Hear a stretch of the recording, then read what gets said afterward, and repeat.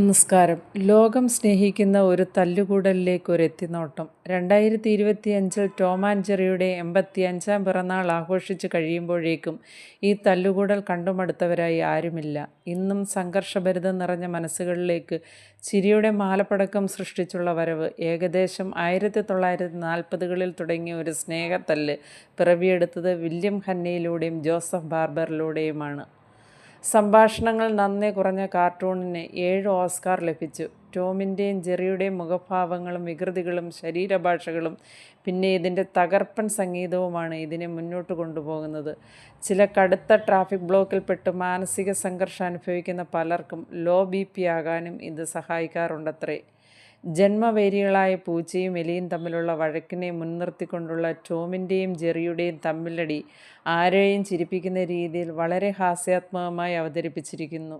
ജെറിയെ പിടികൂടാൻ ടോം കാട്ടിക്കൂട്ടുന്ന അസംഖ്യം ശ്രമങ്ങളാണ് മിക്ക കഥകളുടെയും പ്രമേയം. പക്ഷേ ചില കഥകളിൽ പരസ്പര സ്നേഹത്തോടെ കഴിയുന്നതും കാണാൻ സാധിക്കും. ടോം ഒരു നീലിച്ച ചാരനിറമുള്ള വീട്ടിൽ വളർത്തുന്ന പൂച്ചയാണ്. ഇഷ്ടം പോലെ ആഹാരവും കിടക്കാൻ നല്ല മെത്തയുമുള്ള ടോം ഒരു സുഖലോലുപ ജീവിതമാണ് നയിക്കുന്നത്.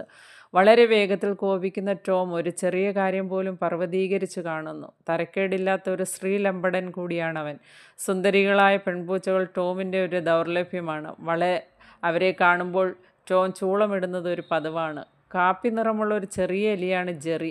ജെറിയുടെ താമസം എപ്പോഴും ടോമിൻ്റെ ചുറ്റുവട്ടത്ത് തന്നെയായിരിക്കും. ജെറി ഒരു സ്വതന്ത്ര ചിന്താഗതിക്കാരനും അവസരവാദിയുമാണ്. വളരെ ഭാരം കൂടിയ വസ്തുക്കൾ അനായാസം ഉയർത്തുന്നതും അവ കൊണ്ടുള്ള ആക്രമണങ്ങൾ താങ്ങുകയും ചെയ്യുന്ന ജെറി അത് വ്യക്തമാക്കുന്നു.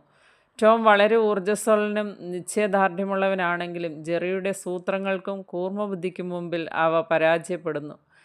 രണ്ടുപേരും സാഡിസ്റ്റിക് ടെൻഡൻസി പ്രകടിപ്പിക്കാറുണ്ട്.